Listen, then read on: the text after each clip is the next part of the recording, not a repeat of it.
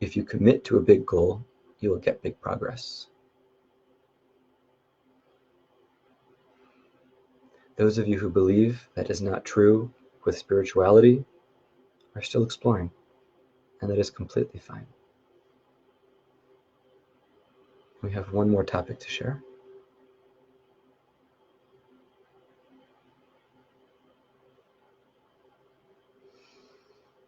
You must surrender which does not serve you. This does not mean completely absent yourself of that thing, place, person, activity, or habit, but it means you must let go of the need for it. You must realize that that thing, place, person, thing that you need, that is in your system but shouldn't be. By surrendering that, you let go, you absolve. Even if activities don't change or don't change instantly, you release its control over you. You surrender it, it surrenders you. You detach. And the process of surrender can cover more ground than simply opening oneself to the divine. The process of surrender can mean taking a thing and giving it and offering it. When an army surrenders, before they do, they're defending a position of territory, of land, of principle, of idea. When they surrender, they give that up. The attacking army can come in and do what they do. And depending on the army, the attacking army may take the defending army as well prisoner or other actions. Surrender means there is something and that something is offered. It does not mean taken. It does not mean destroyed. It does not mean all at once, everything instantly, massively, permanently changes. The surrender is an offer. And when you surrender a part of yourself you wish to no longer be in you, the habit, the compulsion, the desire, the attachment, you let it go.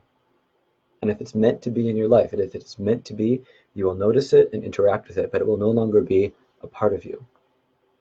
If you say, I surrender X, and say X, and say, I surrender. As you surrender, you take it out of yourself with the hand motion or visualized hand motions. For you to take that back into yourself, you reverse the process. This is very simple magic. This is simple psychology.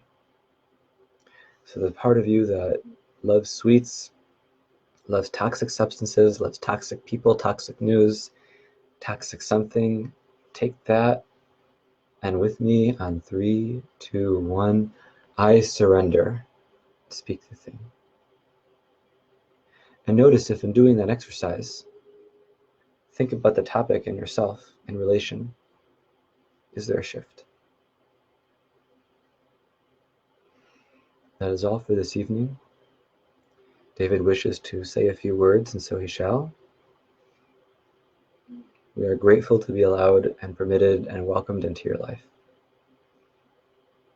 We ask that you listen to, receive, watch this channeling 4 total times to get the full and complete transmission on all levels.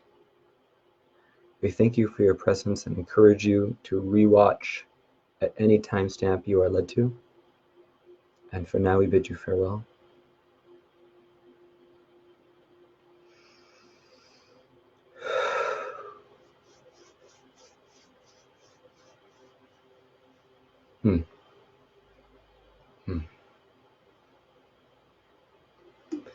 There's a significant amount of energy in Krishna. I was considering wearing a white shirt and was feeling nervous about not wearing a white shirt before that channeling. And interestingly, Krishna actually came through about 25 minutes before 8 o'clock, before I was to go live. So Krishna spoke through me, or whatever you would define Krishna as. And there was a laughing at me of, I am all things, all identities, all people. One shirt, no shirts would affect that perception. And if people feel Krishna must always be a blue monkey, that's their limitation. And so hearing that made me think, great, I don't need a white shirt. And it's interesting, the ego that is present in thinking of representation, and thinking of, oh, taking this tapestry down and having other beings that I regularly channel or work with instead of a more flush, polished professional studio. And as I surrendered that, at least for now, and surrendered the need to symbolically release ego, I feel I was able to allow more of Krishna in, and I feel that about 91.2% of Krishna came in, compared to my original pessimistic estimate, well, in comparison of 85. Now, as always, the beginning of this transmission, you interpret and take value however you do. Things mean whatever they mean to you. I'm not making any definite ultimate claim in reality, and we're both fellow students. But I really felt like I surrendered. And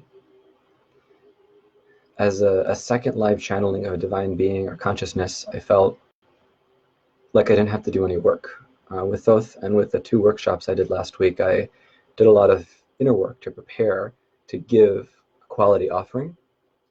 And now just a knowing that it would come helped my system relax. And paradoxically, I feel allowed more divine energies in. With Thoth, I was constantly looking at and somewhat nervous about the number of live viewers, and with Krishna, it didn't matter, and I was able to keep my eyes open. And so more of Krishna, I feel, was able to come through than Thoth was, having those eyes open, and I feel more of myself was jettisoned or allowed to be, surrendered. So those numbers didn't change, and even though my eyes were open, I looked at them less.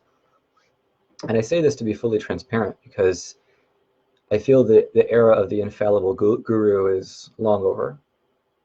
Putting somebody on a pedestal doesn't go well because that person is human. At the same time, there is a professional level of presentation, but I feel what goes above that is being fully authentic to show the possibility.